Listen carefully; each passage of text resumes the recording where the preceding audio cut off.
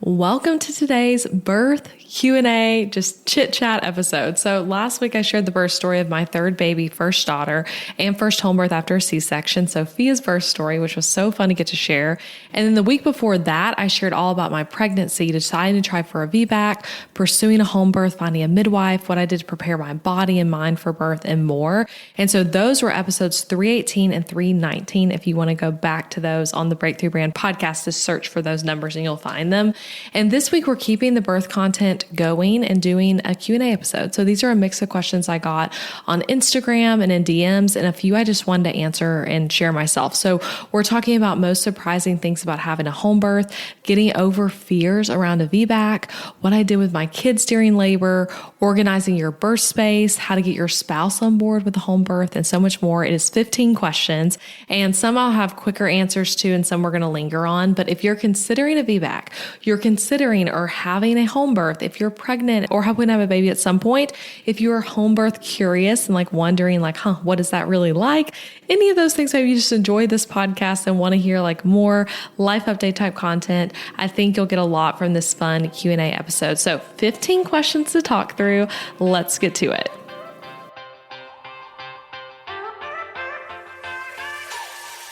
Hey guys, I'm Elizabeth McCravey, an online educator for entrepreneurs, website designer, wife, boy mom, and your host for the Breakthrough Brand podcast, the show that's all about pulling back the curtain on how to actually build a successful business.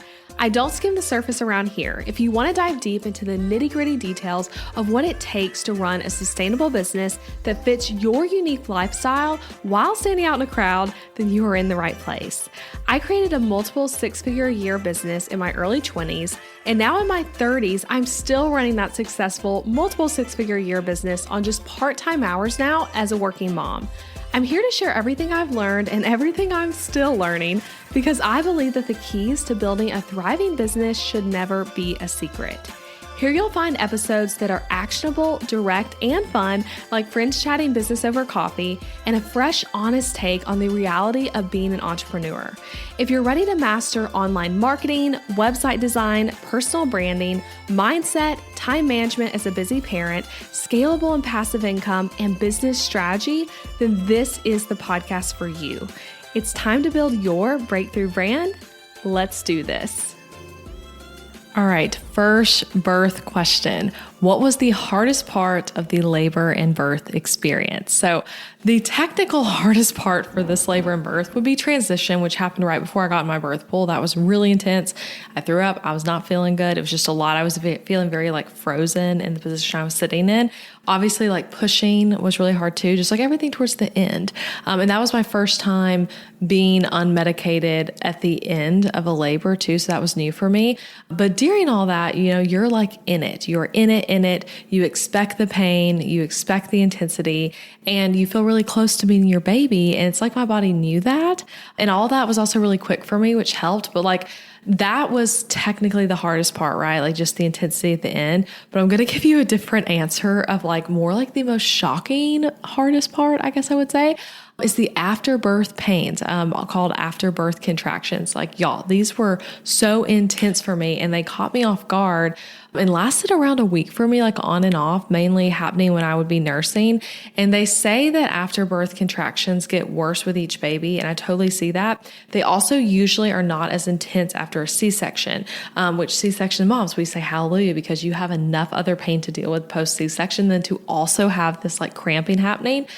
So I didn't have it as much with Ethan, my second, but with my first Colin, I don't even really remember this being an eventful thing. They say it also doesn't happen as much with your first baby. So I had it a lot with my third, and you can actually even hear me. I accidentally posted, when I posted about her birth story airing on Instagram, I posted a little video clip in the carousel of images and accidentally left the audio on. But you could hear me being oh my gosh, this hurts so bad because it was just so painful. And I kept telling Adam that the afterbirth pains felt more painful than actual birth, which he would say back, no, you seem like actual birth was more painful. Haha, no, this is not the most painful thing. But again, I think with labor, you're expecting it and you're in it. And that's the plan, right? And then when you're just sitting there nursing your baby and you're just having this excruciating contracting, you don't feel ready. You're not ready to cope. You don't have like your labor coping stuff ready. And they just kept coming on. And they were obviously worse like the first few days, but then it got better over time, but that was just really intense. And so I guess I would say that was the most shockingly hardest part. And I did have the afterbirth tincture by Wish Garden Herbs. If you've heard of that, you can find it on Amazon. And I think it was part of my midwife's birth kit, actually.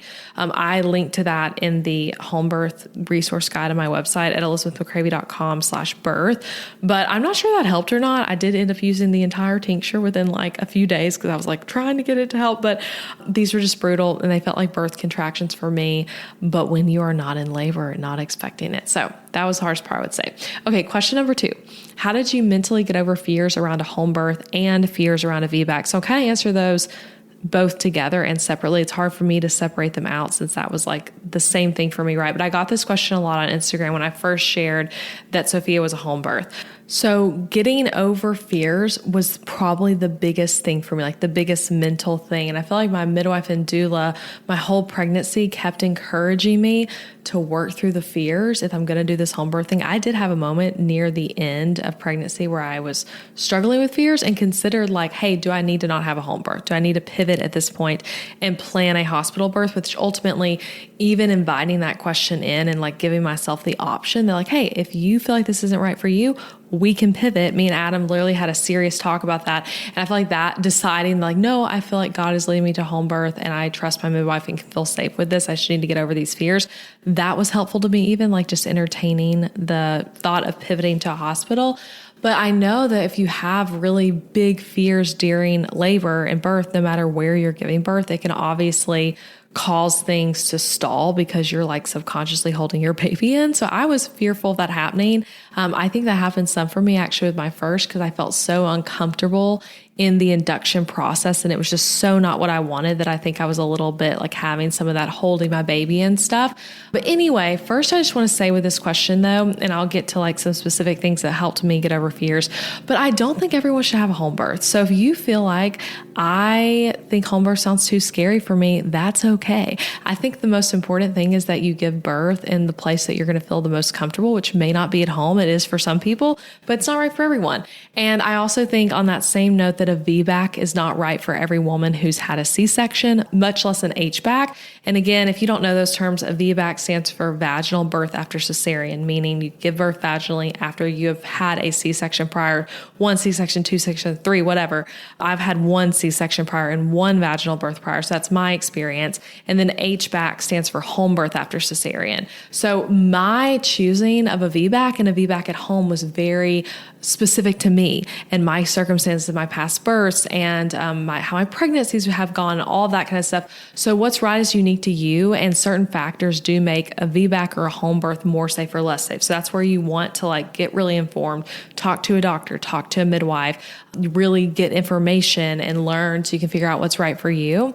And with that, I would say as how I got over fears mentally, being very informed helped me with fears. Like I feel like I really knew my own unique risk.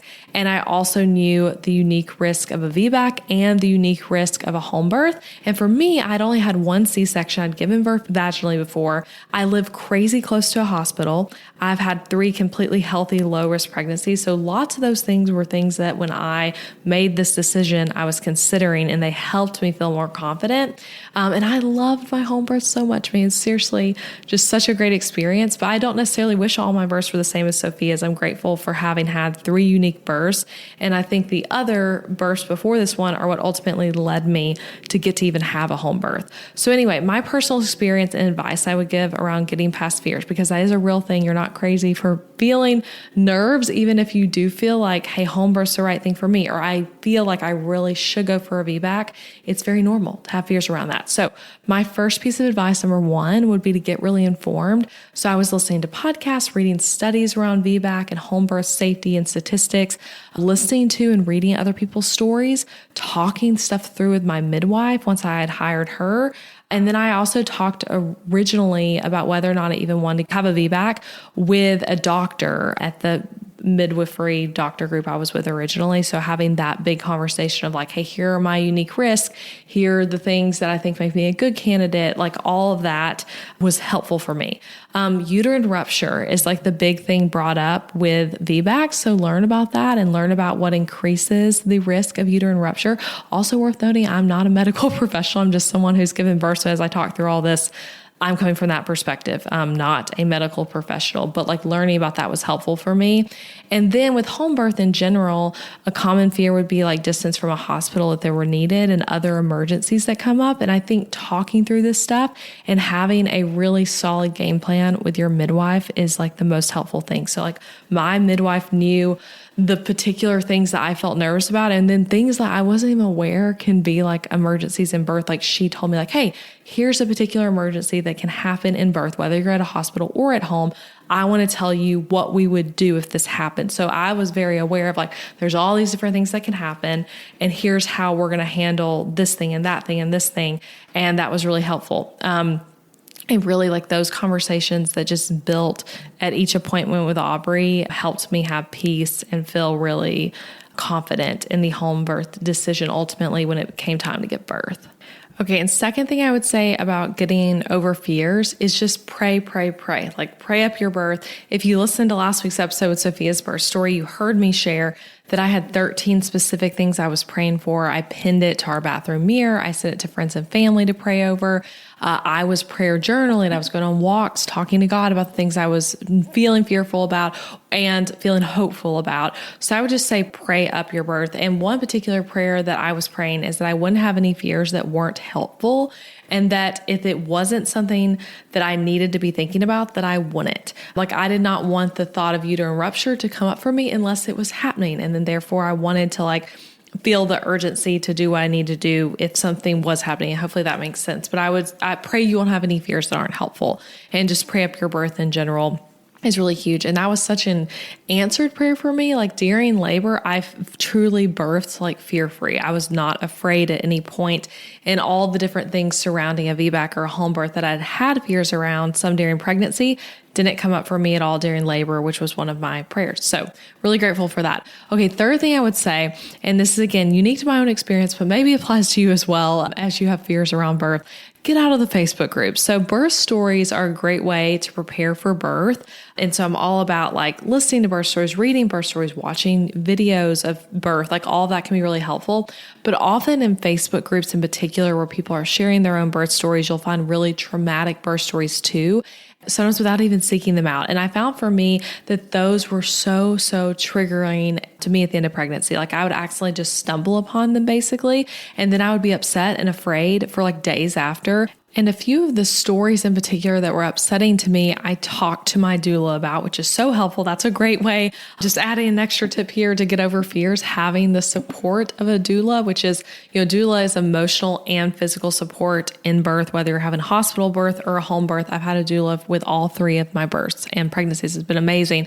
But I told my doula about like some of this stuff I was struggling with. Her name is Janae White, and she's amazing. But she helped me talk through some of this, and she actually gave me the advice of like, hey, what if you left those Facebook groups and joined them back again once Sofia is actually born? Because it sounds like it's just upsetting you to read these stories. And I use Facebook for my work, so it wasn't as simple as like just get off Facebook. So what I did is all these different groups, like I'm in the home birth after cesarean Facebook group, I'm in the VBAC link Facebook group, and a couple others that are like birth related. And I just muted all of them where it would not show me any post when I got on Facebook. So I didn't see anything. It was almost like the Facebook algorithm had like realized that if there was a traumatic story, I would click to like extend it, show more. And so it's like those were what I kept seeing. So by muting it, I wasn't seeing those anymore. And I was able to just focus on like, okay, not all these other people's stories that are not my own stories, but instead like, hey, what's my story? What's my pregnancy been like? What's my past birth been like? What am I hoping for with this birth? And focusing on that, focusing on going more internal and just the people around me versus people on the internet I don't know. So stop with the Facebook groups might be helpful.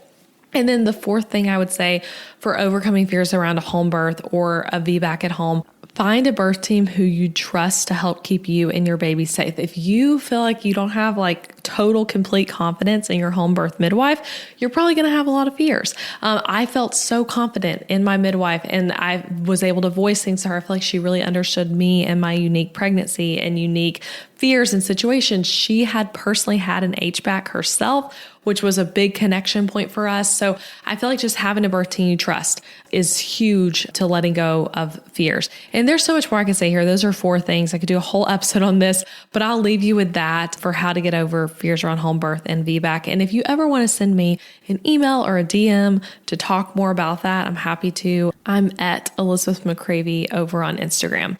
Okay, let's move on to the third question. What was your favorite part of having a home birth? So I'm going to go quickly through a few of my favorite things. It's hard to pick just one, so I'll go quickly through these. Home birth with midwifery care was truly the best prenatal care I've ever had. All 3 births, best prenatal care.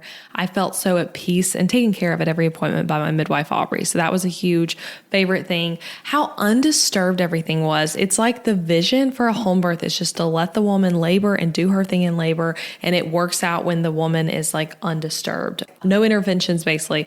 So I think I really loved that and loved that vision and loved having 0 interventions in labor, like not even a hep lock for an IV, like just nothing. It was just like me birthing the baby. And I really loved that.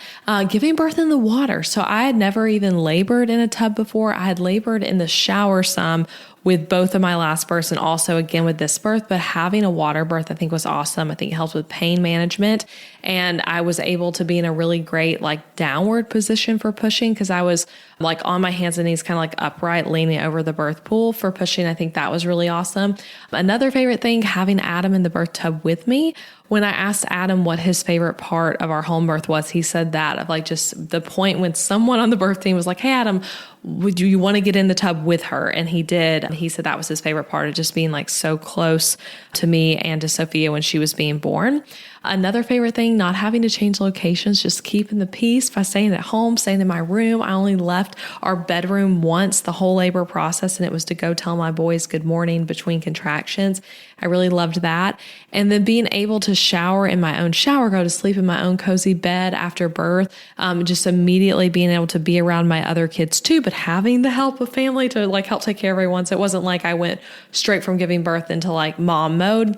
But I feel like that was so much easier than a hospital, right? And Adam, of course, that was a high for him too, because we all know that in a hospital, there's no place for the husband to sleep. There often is like a chair or a tiny, tiny sofa. So it's often really uncomfortable for the spouse. So he loved just being in our own home after. So yeah, I think I could say some more, but I think those were my main favorite things. And especially probably like the biggest thing was just being in our own home, like just everything that comes along with that and the peace that comes along with that. And I loved giving birth in the water as well.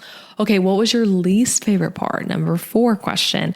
That was another one I got. And that was really, I tried y'all to think of like a really good answer around this for like least favorite thing about a birth itself, but I really loved my birth so much and truly wouldn't change a thing. It was my dream birth experience. And I just feel so grateful to God that it was just everything that it was.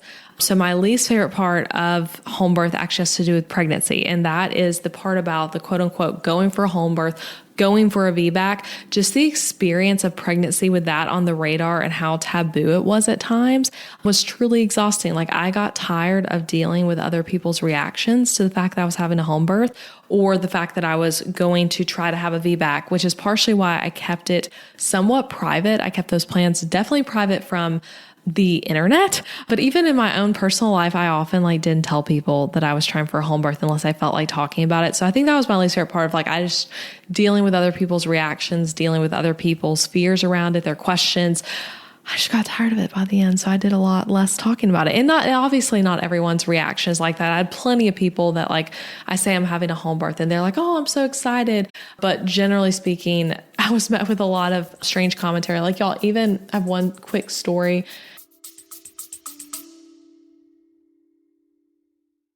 I've given birth to 3 children in the US without ever having traditional health insurance. And no, we didn't just pay those huge medical bills out of pocket each time. We found an affordable healthcare solution we truly love, Christian Healthcare Ministries. CHM is a faith-based alternative to health insurance at half the cost. You can enroll at any time and join a proven faith-based solution that's both reliable and affordable. My family has been members for over 5 years now, and CHM shared all expenses for all 3 of my children's births from C-section to home birth. They even shared things like pelvic floor therapy and lactation consulting, which were both such huge blessings for birth prep and postpartum. And outside of birth, we've had our hard moments of emergency room visits and surgeries, and those costs were all shared by members at Christian Healthcare Ministries, leaving us only paying our monthly contribution. I seriously just can't recommend CHM enough. It's not just financial support, it's spiritual support when you need it most. Learn more at elizabethmccravy.com/CHM. That link is in the show notes too. And if you want the full story, Adam and I did a whole episode on our experience, so check out episode 305 of this podcast. Again, that's elizabethmccravy.com/CHM. Now back to today's show. When I was like 38 weeks pregnant, I guess, I was at Dollar Tree, which is so random. I was getting stuff for the boys to make them a sensory bin at Dollar Tree. And a lady struck up conversation with me there about how far along I was, what number baby it was, and all of this. And she told me, based on how big I was, that I was probably having a giant baby, and good luck ever having a VBAC. You're probably going to have a repeat C-section. Like, y'all, a random person told me that. Okay. So like, it was just like that kind of stuff. I was just so over by the end. I'm like, no, I don't appreciate you telling me you think I'm going to have a giant baby and that it'll definitely be a repeat C-section, because I definitely can't push out the giant baby because I look like I'm so pregnant. So anyway, that kind of stuff. I can laugh at it a little bit now, but really was over it by the end. So that would be my least favorite part. But really, generally, I don't have any complaints, so it's hard for me to come up with a way to answer that question I got. Okay, question number 5. How did you prepare your body for a VBAC? So I talk about this in a lot more detail on episode 318. So go listen to that, and you can get links to all the things I mentioned and specific YouTube videos that were helpful and podcast episodes and things like that at elizabethmccravy.com/birth. I have a whole blog post there with links to things, but I'm going to run through some stuff real fast. Just if you are thinking like, hey, I want to try for a VBAC, what should I be considering? What should I be thinking about? What stuff can I do to prepare my body for it? Here are some things. Pelvic floor physical therapy. Cannot emphasize enough how huge I think that was in both working on my C-section scar and also getting my pelvis and pelvic floor just ready to birth that baby. Seeing a chiropractor too, same thing, like getting my body aligned, especially after I've had 2 past births where positioning was an issue. Seeing a chiropractor was big for that. Another thing, getting extra ultrasounds at the end of pregnancy to make sure she wasn't breech.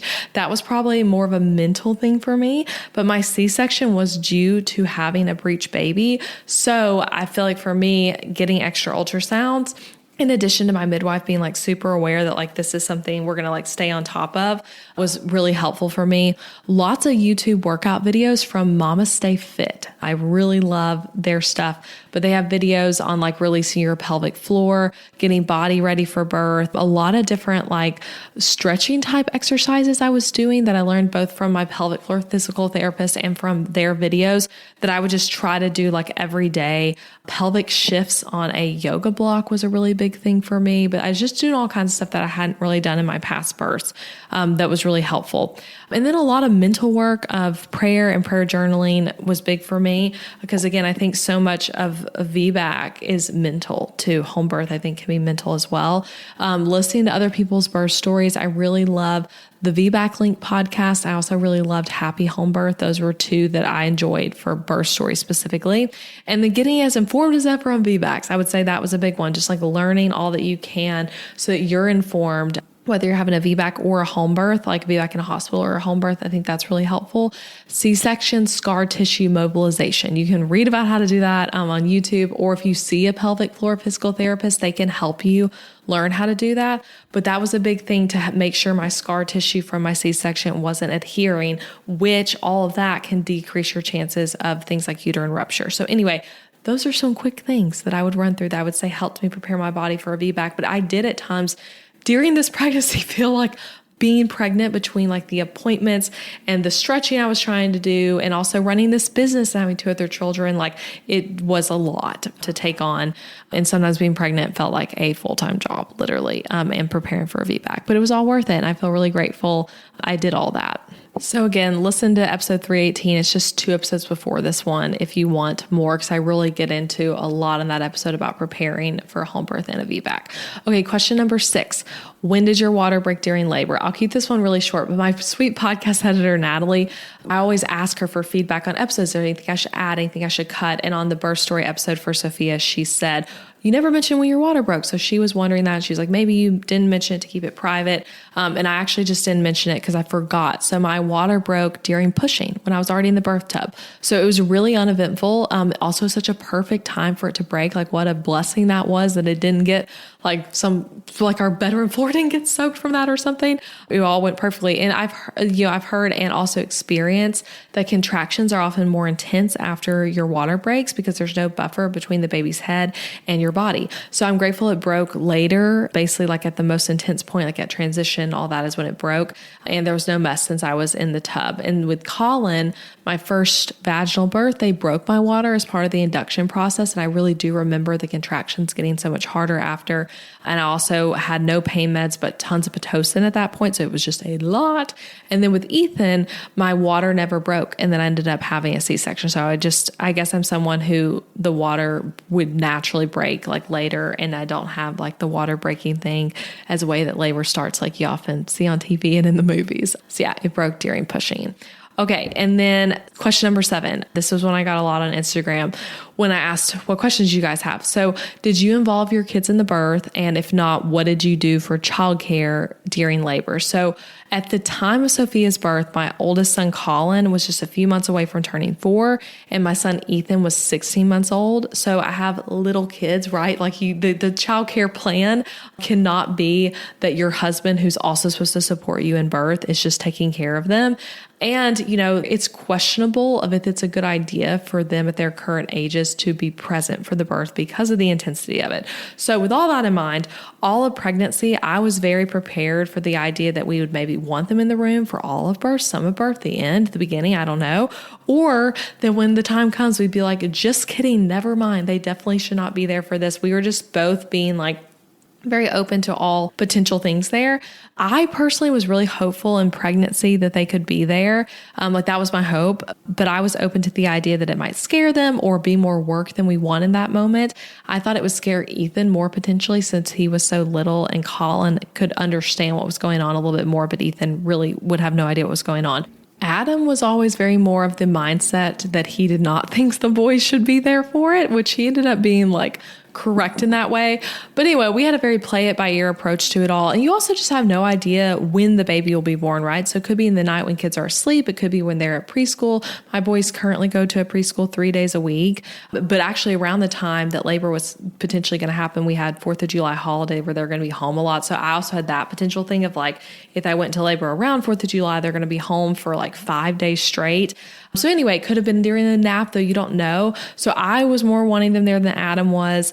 And my mother-in-law, who lives 2 hours away from us, though, she was the childcare plan for the boys, regardless of if they were there for the birth itself. Like we needed someone to be like, my job here is to be on with the other 2 kids. And so that was what our plan was. And she also cared for Colin when I was in the hospital when Ethan was born. And she came when labor started, or actually I had labored at home for like 5 hours. So she started driving at some point in that. And as soon as she got there, we went to the hospital for when Ethan was born. So that all went really well. And the plan was to do that again. And so we texted her when labor got going.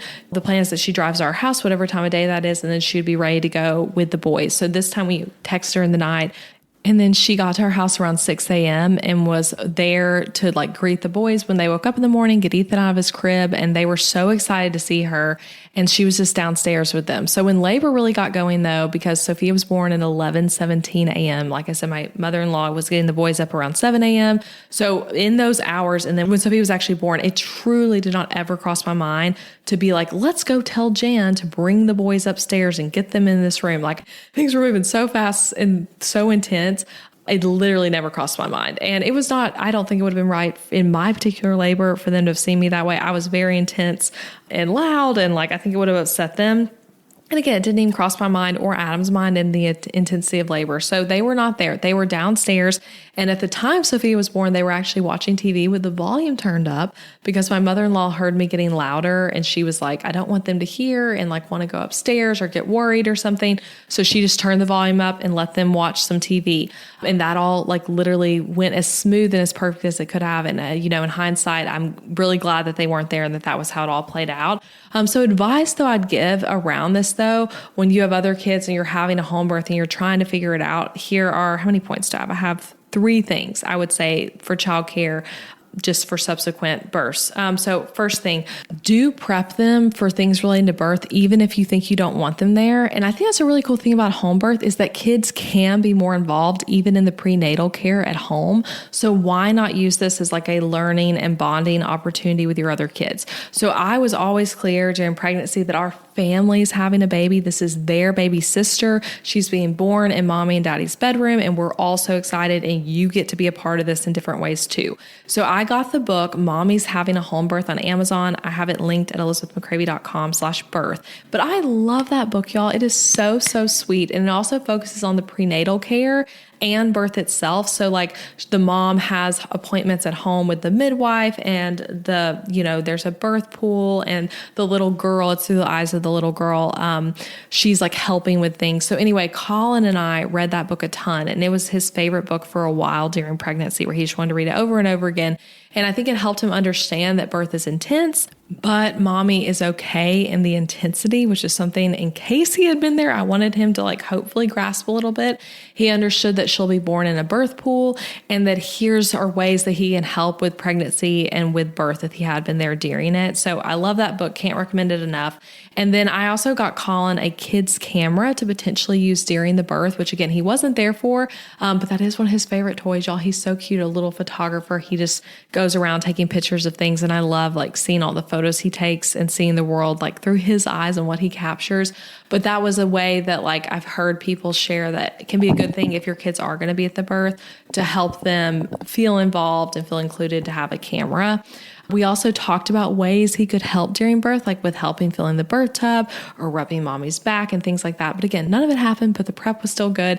And I wish I could say like we prepped Ethan in certain ways. He liked that book as well. But again, he was only 16 months old when Sophia was born. So if you think about during pregnancy, he was not really at a place to be able to understand what was going to be happening to even be prepped. But I would say prepping the kids, helping them understand that this is a family event, and like here are different ways they can be involved, I think is helpful. Second thing, have a solid plan in place for childcare for your other children that is not your spouse taking care of them while they're in labor. Sometimes I feel like when I hear people who have home births share their story, it's like no one is taking care of the other kids, which I feel like can work if your kids are older, but it's different if you're like me with a 1-year-old and a 3-year-old. Like you're going to need other help, and the plan should be help beyond your husband. At least that is my take on things. I did not want Adam to be the sole caregiver for the children and also supposed to be helping me and being present at the birth. So my plan, like I said, was my amazing mother-in-law, who I'm really close to, and she's a pro with my kids. She knows all the things, and I trust her a lot. And I know not everyone has that in a family member, but I'm really grateful that I do. So I made a document for her in ClickUp that I worked on at random points throughout pregnancy, and I would type the note on my phone whenever I thought of new things I should add to that she needed to know. But it had ideas for things to do with the kids in the house, in the neighborhood, and around town if she were to like leave with them, which she knows how to drive our car and do car seats and all of that. It had both of their nap and bedtime routines typed out, contact info for people she could need, some home birth specific things that you like don't think about. But then my midwife, told us like, hey, once labor starts, you want to conserve hot water. So this is not a great time to start the dishwasher or give the other kids a bath, like that sort of thing. I typed up for her some specific things to know to keep Ethan safe in his very toddler boy era, things like that. So she read it. She and I talked about it. She asked me to print it, so I had it printed for her as well. And the plan was really good. And the planning is good for me, at least. I'm sure a lot of you guys can relate to this, but it helped ease my mind. And I think that can even be a part of helping yourself go into labor. I think sometimes when you feel like everything's not squared away and that maybe you're worried about the childcare plan for your other kids. Or like for me in this particular birth, when Ethan was so sick, at the end, it was like my body couldn't go into labor until I felt confident that like Ethan's okay. He's well. I think that same thing can be true if you feel like you don't have a good plan for childcare, that your body's not going to like go into labor if you don't feel certain that your other kids are going to be taken care of. So anyway, labor was ultimately so short though that all that stuff wasn't really needed. But at the same time, you've got to think about beyond labor. So like my mother-in-law stayed with us and just lived in our guest room for about 5 days or so after birth and just helping out with the boys. And like her and Adam were like the people on with the boys while I'm recovering and mainly staying in bed and just taking care of Sofia. So anyway, that kind of stuff too that you might not use during labor potentially is still helpful because it can be used after birth while you're recovering and other people are taking care of your kids. Okay, so third piece of advice I would give around childcare things is get some fun things planned for your other kids to utilize either during labor or with another caregiver or post-birth when you just have your hands really full. So I had some stuff like some sensory bins prepped and some new toys and a few things like that. Like Ethan, I opened up his Next Love Every box for his new age and like things like that. And then my mother-in-law brought a new Play-Doh set for each boys, which was a huge hit. And I feel like that kept them truly entertained like through the whole newborn phase with Sofia of like all the time they just wanted to get out their Play-Doh sets. So something like that can be fun and exciting and help whoever is taking care of your kids have an easier time because they have this new thing they're excited about. So anyway, those are the main things I would say about childcare and stuff with the home birth. Okay, question number 8, what pain management tools help the most for an unmedicated labor? Like, what do you recommend? That was a question I got a few times on Instagram as well. So every labor is so different. I feel like that's a big thing I would say from my own experiences is like what helped in one wasn't necessarily the thing I'd grab in the next one. That's been my personal experience. So in this labor though, my big things were my birth combs, which cannot recommend those enough. I did not have those with Colin or Ethan's labors, but it's basically a wooden hair comb that is sharp on the edges and it's made for birth. I bought a pack of 3 on Amazon. I linked them at elizabethmccravey.com/birth, but you like grip them in your hand. It's different than a regular hairbrush. So if you're like, I already have a comb, I don't need this. You do. A birth comb is different. It's sharper. It helps like take the pain and kind of displace it to another part of your body. And they have cute little encouraging quotes on it and a little wristband thing so you can keep it around your wrist and not lose it even when you're not squeezing it. But that was like the birth comb was truly my biggest thing, I would say. And then another thing that was huge for me is it's a microwavable heating pad. It's lavender scented. It's Warmies brand. I've had it for a long time. It's actually meant to go around your neck, but we would microwave it. Like, so Adam would run downstairs and microwave it, bring it back to me. And I was just stuffing it in the back of my shorts. And it was like a portable heating pad in that way because it wasn't having to be plugged in or anything. During Ethan's labor, I used just a regular heating pad too, but like this time I just used the Warmies thing and that was really helpful. Another thing with counter pressure from Adam, my doula at one of our prenatal visits with her, she really focused on like helping me and Adam figure out, basically teaching how to do counter pressure. And I think that was really helpful because he did really great counter pressure the whole labor. And counter pressure in all 3 of mine has been really big for me. Getting on all 4s for a contraction. This time it was like literally a contraction would hit and my instinct was to be on all 4s or even like lay down partially, kind of in like a child's pose almost. Like that was the position that felt really good to me during contractions. And then getting in the shower towards the end of labor was really helpful. And then obviously being in the birth pool as well was helpful for pain management during the actual pushing phase. I think that was huge. And also like being in a more upright position for pushing, I think helped to be quicker and less painful. And then a quick thing too, I'll add here. So those are the main like pain management things. And not for pain, but for hydration and energy. The biggest thing I would say is honey sticks, okay? I linked to them in that same blog post. You can get them in a pack of 100 on Amazon. They're flavored. You just bite to open them and you like kind of drink the honey out. And those are so helpful just for like a quick burst of energy. I also had a few electrolyte popsicles by Good Pops, which my mother-in-law actually bought for me at Whole Foods. But those were delicious and very refreshing in earlier labor. And then having liquid IV in my water was also huge. So when you think about like what kind of snacks or drinks you might want during labor, at least for my 3, it's been helpful to think about what you might like when you're sick, or if you were like running a marathon or doing some kind of big race, like what are you going to want to eat? What are you going to want to drink? And that's probably similar stuff to what you'll like during labor. Okay, question number 9. Do you think staying at home for birth helped things progress faster? And that question means like versus if you had been having a hospital birth. So I'll keep this answer short, but 100% yes. I think it helps in multiple ways. When you're going to labor at home and then you know the plans to transfer to the hospital, like you're starting labor here, spontaneous labor, and then you're going to go to the hospital, you're tracking contractions and planning in a different way than when you know the plans to stay home. There's a lot of like, when is it time to go to the hospital, like playing out in your mind. Also, at least for me with Ethan's birth, the hospital triage experience of them literally asking me for like my social security and my preferred pharmacy in between contractions, and that whole thing taking like 2 hours to actually get into a room, definitely stalled labor. Like I feel like I was in the zone at home. I get in the car, drive 30 minutes to this hospital. I'm asked about my, insurance and pharmacy and all that. And I was just exhausted by it and frustrated and tired. So I think triage can kind of slow things down.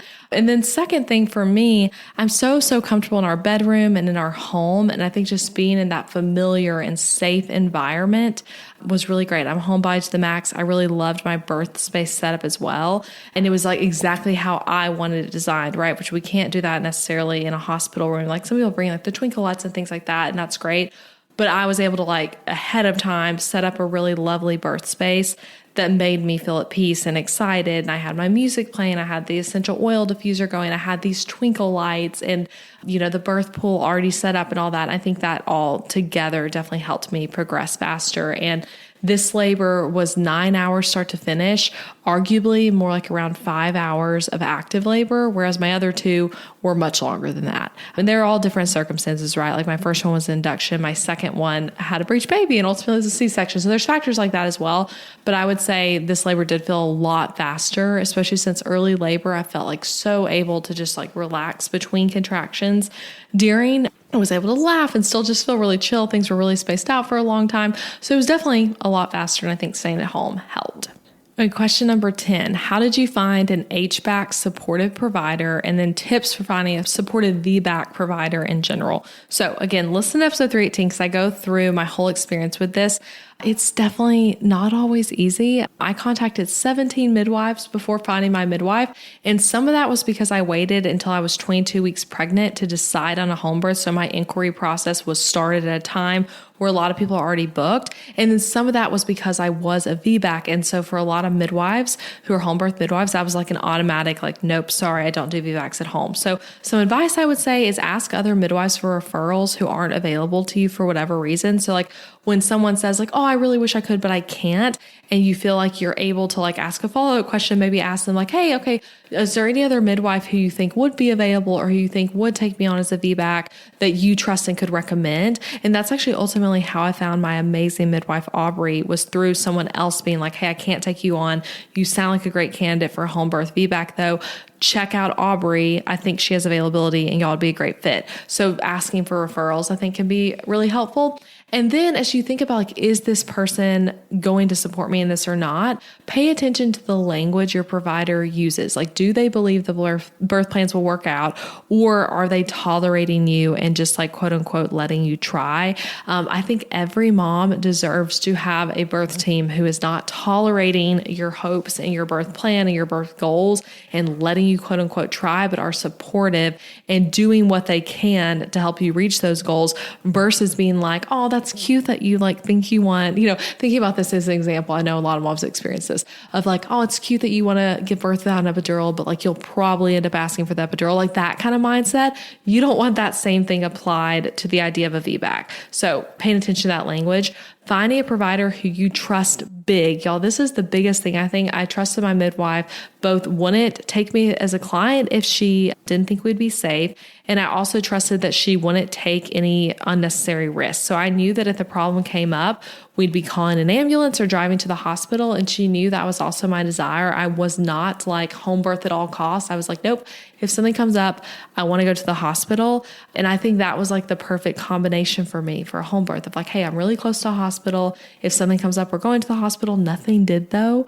Everything just went so super smooth with no issues.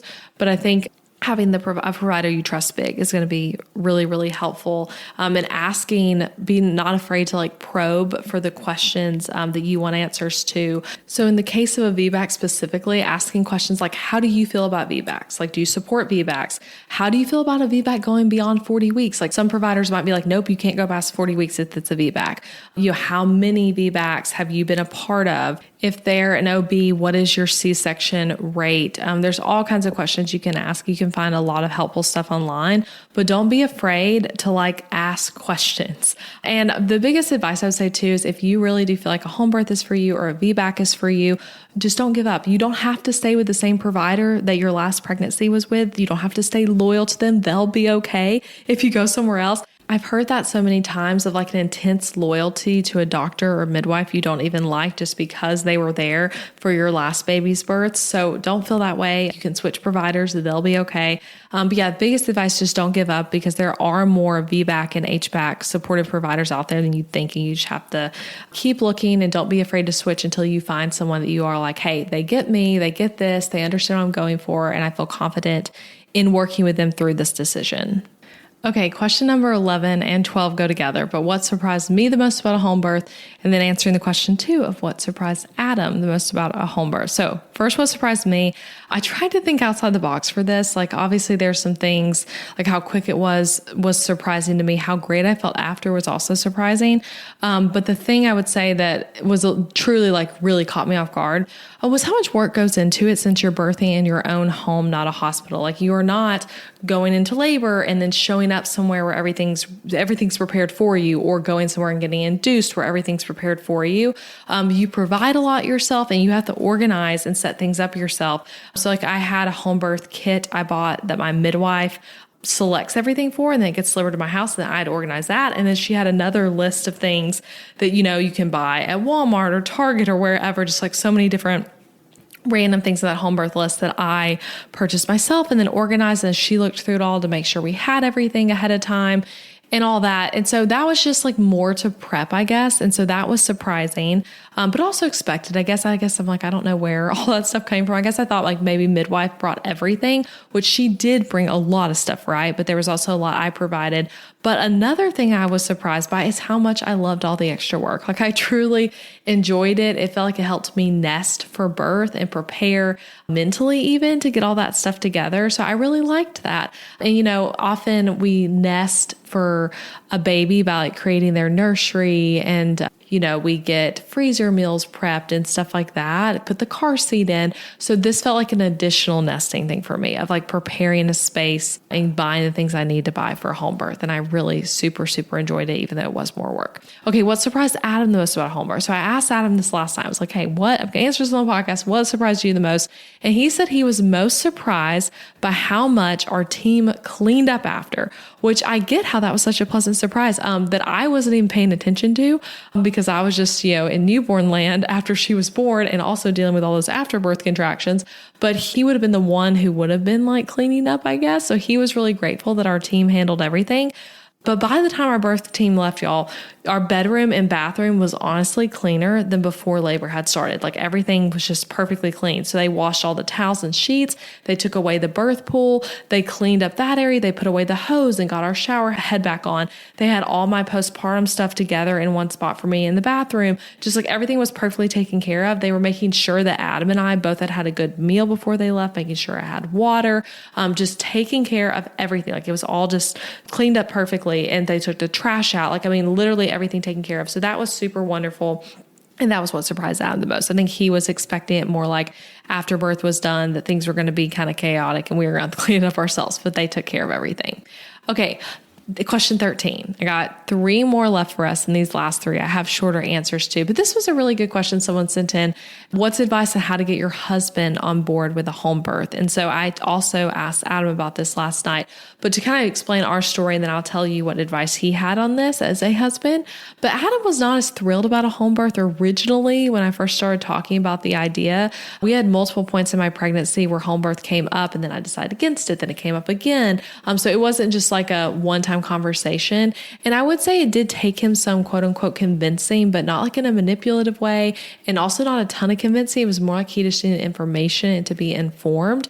And so he said what helped him feel good about it was how close he lived to the hospital, getting to know our midwife and birth doula and trusting them, and then hearing the research around a VBAC and research about home birth.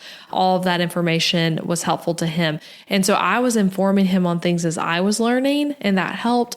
He was also on a Zoom call with our doula before we hired her, where she met with both of us, which was really cool. And so he was able to ask her some questions about home birth and talk to her about these are some hesitations he has, things that make him nervous. And she helped him work through all that. And then he was also at plenty of my prenatal appointments with our midwife, Aubrey, where he got to be in the room asking questions and all that. And this is the thing he told me, but he also believed that it was ultimately my decision, not his. He really emphasized that. We talked about that it was my birth and I'm the one doing it. So what I wanted was priority over anything he wanted. So anyway, all that to say, I may not be the best person to ask this because I did not feel like my husband needed a ton of convincing. But when I did ask him this, he is a marriage and couples therapist. So when he gave me his answer from the perspective of someone who does do couples counseling, his therapist's answer was, if you have to drag your husband along for a home birth, you probably shouldn't have a home birth. And with that, he said, so try to educate them, explain why you want this. But if your spouse just can't come around to it and they have very serious, real hesitations with real reasons, you might need to find a way to meet in the middle. And it might be that home birth isn't the right fit because you do need both of you guys to be on board because it is both your baby. So I totally get that. And I thought that was a really good take on it, that it might be that if you are having to do so much convincing, they're just no, that maybe that's not what you need to have. And I also think that if your husband or anyone else there for the birth is going to bring tons of fear and anxiety into the birth space, that's also not good. So that's perhaps how it could be if your husband was super against home birth, which we don't want. So for me, it was very important to me that everyone who was going to be there brought good, calm energy, including my mother-in-law, who was going to be with the boys during labor, obviously including Adam. I wanted everyone to be trusting, not bringing a lot of anxiety into the space. So anyway, that's thoughts on how to get your husband on board. But I would say inform them, have genuine conversations, pray about it together. All of that kind of stuff can be helpful. Okay, 2 more questions. Question 14, how did you organize your birth supplies and how did you decide to set up your birth space? So I bought a shelf on Facebook Marketplace, just a used tall bookshelf where I put everything in our bedroom. And now I'm going to use that shelf in another room in our house. It's still in our bedroom right now with leftover supplies from birth at 3 months postpartum.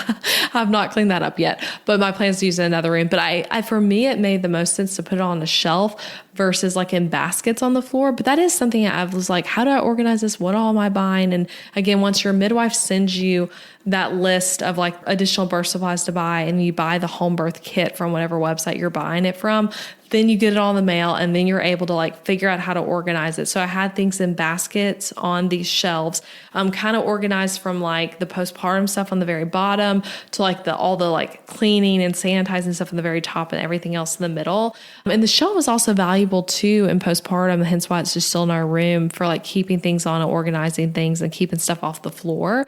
But I loved the shelf. That's what worked for my brain, and my midwife liked the way it was set up too. And then the birth tub was in our bedroom as well, in the opposite corner close to the bathroom. And then the hose was hooked up to our shower head and able to reach into our bedroom into the birth pool. And it was just one of those birth pools that blows up. My midwife actually provided that. A lot of people have to buy their own birth pool, but she provided that, which was nice.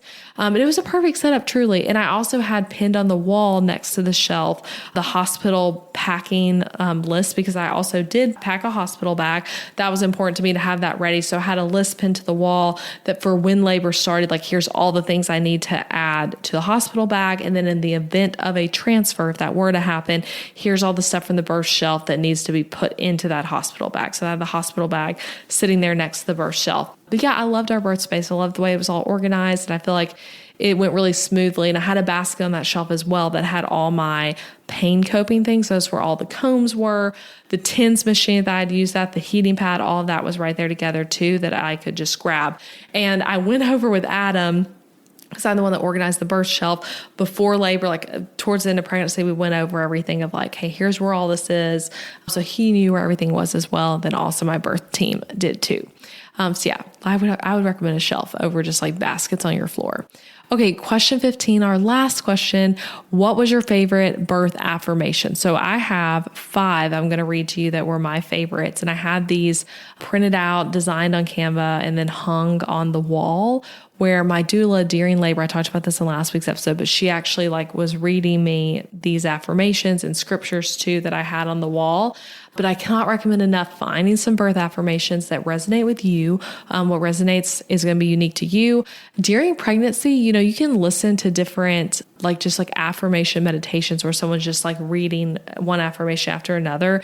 And then I would say listen to some and then type into your phone when you hear one of oh, I really like that one, and have that be one that either your spouse knows to say to you or that you print off and have in your birth space. That's literally how I came up with these is I listened to different meditations and I'm oh, I really like this one, or oh, that one's not so resonating with me, so I'm not going to use it. So, all right, these are the 5.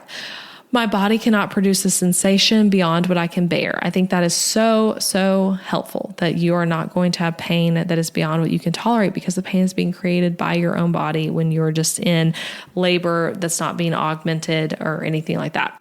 Giving birth is powerful, but so am I. My body knows how to give birth, and I've done this before. Again, unique to me because this is 3rd baby, but that one was a big one for me of this experience of a home birth is new. This experience of a VBAC is new, but my body knows how to do this, and I've actually already done this before. I breathe in peace and exhale tension. I really like that one. That was big for me in early labor, just saying, breathe in peace, exhale the tension, helping you remember to relax. And then every surge brings me closer to meeting my baby, or every contraction, however you want to phrase that. But yeah, every single time. That one's really big. It's everything that happens, bringing you one step closer to meeting your baby. So those are the answers to those 15 questions. Thank you guys for sending them in. And also, again, some of those I came up with myself because they were ones that I wanted to answer or I realized was lacking from last week's birth story episode. So again, any links I mentioned, you can find at elizabethmccravey.com/birth or at the show notes for this episode, which is at elizabethmccravey.com/320. All of that is linked in the show notes, but you can find those on my blog. You can also find Sofia's birth story, Colin's birth story, and Ethan's birth story if you want to hear all 3 of theirs.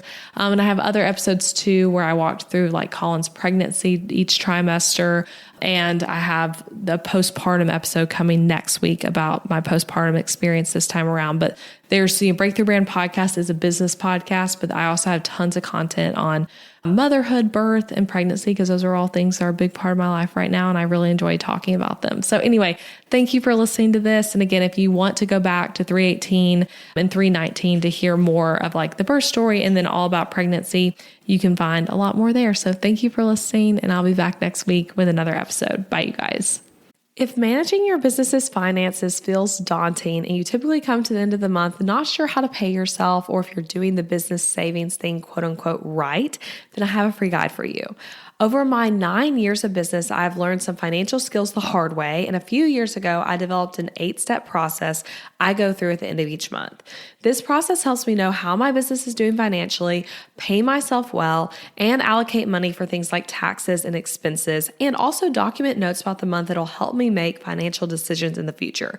Again, I've been doing this process since early 2023, and it truly has changed the way I do my business for the better and has helped me ultimately make more money. And I want to help you do the same. So you can grab this 8-step process literally for free at elizabethmccravey.com/profit. There's a whole PDF guide for you there that you can download and go through for free. That's elizabethmccravey.com/profit.